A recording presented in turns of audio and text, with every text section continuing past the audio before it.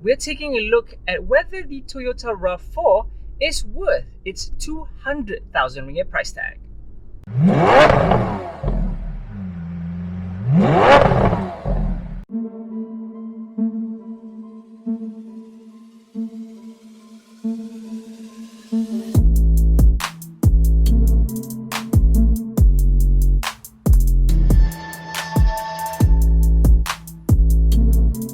What up guys, Izzat from All Cars channel, and welcome back to another car review video. So as the intro mentioned, we will be taking a look at the Toyota Rav4 today. So it is a 5-seater SUV, and we're going to take a look whether the 200,000 ringgit price tag is actually warranted. This is the 2.5 litre variant that we're going to be taking a look at today. So this is the 5th generation of the Rav4 since its debut in 1994. So it was introduced as a compact crossover SUV. So it was mainly targeted towards the teenagers or those young drivers that just got a license. But now, driving this particular Rav4, it has already matured to a very premium looking SUV. Now, right now, it is built upon the new Toyota global architecture, so chassis-wise, it is a lot better than the previous Rav4. Now, this car only comes as a CBU variant, and that explains the 200,000 ringgit price tag. Growing up, I actually had a Rav4 for quite a while, and I think it was the 2nd generation Rav4 in white, as you can see on the screen there. I had no problems with the car, aside from there was no power.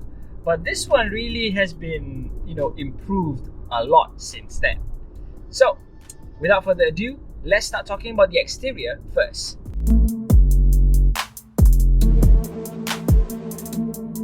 Now, to highlight the exterior, the first thing that you're going to notice about the Rav4 is the very boxy style looking exterior of an SUV. The design is quite interesting because you can see that the body on the outside has a two-tone body, and you can see that the wheel arches are kind of like squared out, and when you open up the rear passenger door, the wheel arch actually follows the rear passenger door, which is very interesting to see. So starting at the front, you're going to get this huge grille, and surrounding the grille, you're going to get LED headlamps with DRLs. At the bottom there, in the bumper, you're going to get the halogen fog lights. Moving to the side of the car, you can see that there are indicators on the wing mirrors, and this car does come with 18-inch alloy wheels. At the top there, you're going to get this roof rail that you can pretty much put any containers up there if you fancy. Moving on to the rear, you're going to get LED combination tail lights, a couple of exhausts at the bottom there, and also the Rav4 badging on the tailgate. So that's it for the exterior. Now let's take a look at the interior of the Rav4 2.5.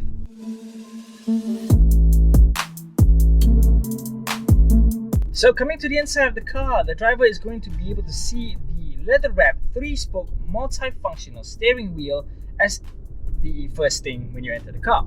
Second thing that you're going to see is the 7-inch colored multi-info display at the center there. So you've got 2 analog dials flanking the 7-inch screen at the center there.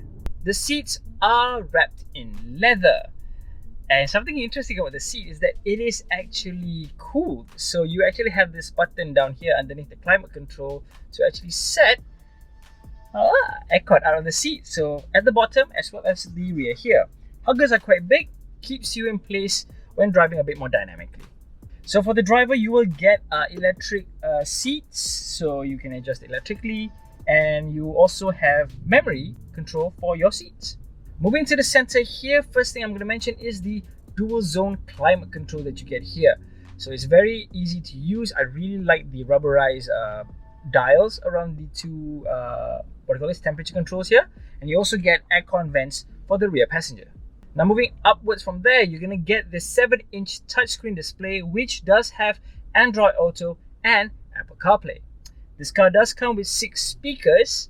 The speakers are quite okay, enough for you to enjoy your tunes, but nothing too premium about them. So for quality of life features, other things you're going to get is a wireless charger mat at the front here, a USB data port at the front there for your Android Auto and Apple CarPlay, a 12-volt outlet at the front there as well, 2 USB outlets here for the rear passenger, auto wipers, auto headlights, keyless entry with push start button, a kick sensor for your powered tailgate, 2-level boot floor with reversible board, a tonneau cover, and a very modular storage space at the rear. Now, when in terms of safety, I'm not going to list all of it because this car does come with the entire suite of Toyota safety sense. So I'm just going to list it out at the screen there. Go ahead and pause if you need. Right, so that's it for the interior. Now, let's take a look at the performance of the Toyota Rav4.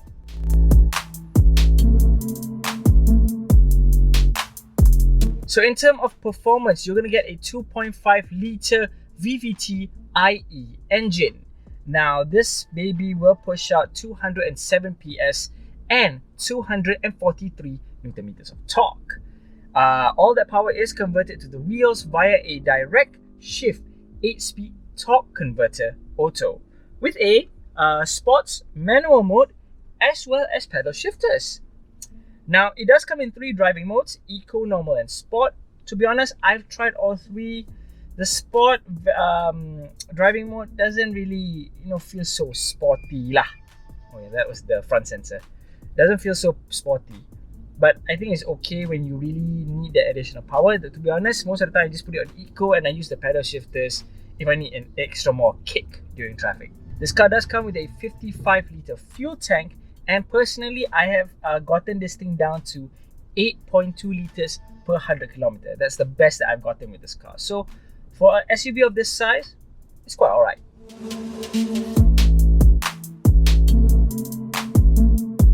Now moving on to the feel of the car. I've got to say, this car does feel premium. I mean, I don't know lah. Just by driving this car, I'm just thinking long gone are the days where Toyota is synonymous with, cheap everyday cars, because this car feels really, really premium. I feel special driving this thing, surprisingly. I mean, when you're driving this car, it's very interesting because you forget you're driving a very huge SUV. This car responds very well to your steering inputs. It goes where you need it to go. Throttle response is quite good. May not give you that crazy amount of power because there's no turbo in this one. So it gives you that nice linear acceleration. And surprisingly, when you're taking corners with this car, it doesn't swing as much.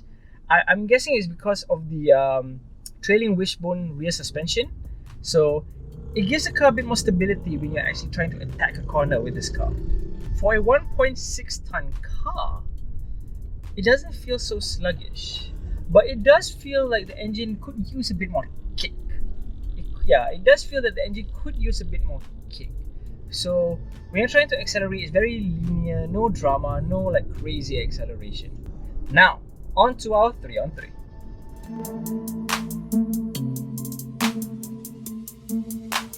So, first 3 things that I like about the Toyota Rav4. It has a fantastic and unique look. Doesn't matter if you're looking from the front, rear, or the side, this car looks very unique indeed. Second thing that I like about the car is the premium looking interior and the full spec of Toyota safety that you get with the car. I mean, if I cover the logo here, I actually forget that I'm driving a Toyota.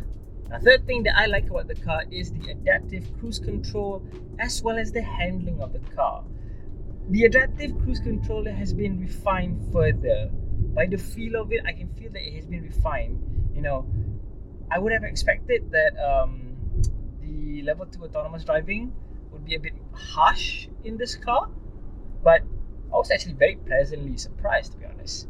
Okay, first thing that I don't like about the car, or I feel that may be a deal breaker for some people, okay, the first thing is going to be the pricing. Remember, this car is a full import. It is a CBU car, so the pricing is going to reflect as such. It may not be for everyone's wallet, okay? So it may not be to everyone's liking, but it's something you should be wary of. Second thing that I wish they could have improved is that the passenger also had electric seats. To be honest, I know, thank you for putting it into the driver's seat. It's very useful. I really like the lumbar support, but I wish the passenger could have electric seats as well, because this is marketed towards a more premium category of customers. So having that would be, it would at least make the front row unison. You know what I mean or not? Okay, third thing that I don't like about the car, but I think it only happens to me, I think, is that sometimes in Android Auto mode, when I connect my phone, it doesn't kick in the Android Auto automatically. So, I mean, I'm not blaming the car. It could be a multitude of factors. It could be the car, it could be my phone, it could be the cable. So, I mean, because I've been using my phone and my cable with other test drive vehicles, and so far I've not met a car that actually made my Android Auto fail. When I mean fail, I mean that when it connects, the Android Auto doesn't just pop up. Okay, that's what I'm saying.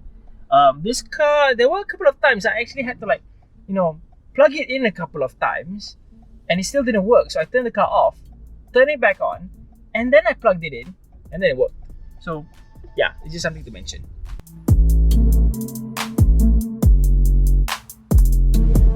Okay, so who is this car for? Well, I would say that this car is geared or targeted towards the more Toyota hardcore buyers. So if you really, really love a Toyota and you want an SUV, then this one is actually a very good option, because everything that you get inside the car is Toyota and more. Okay, you get a lot of premium stuff in the car that is actually very, very useful on a day-to-day basis. I've got nothing much to complain about this car. It's actually that great. Who else I would recommend would be people who are concerned of where the car is made from. So I know there's a stigma of some people who don't like cars that are made in Malaysia. So if you are that sort of person, then this one you will actually be happier about. And maybe the last kind of person I would recommend this car to is somebody who's looking for a premium car from Toyota. So if you don't want a Camry, then this is it. Yeah. Alright guys, so that's the end of the video. Those are just my opinions, however. What do you guys think?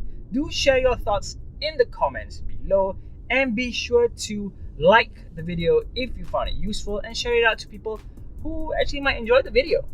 Do smash that subscribe button and click that bell icon to be updated on future videos. This is Izzat from WapCar.my channel signing out, guys. Take care and stay safe.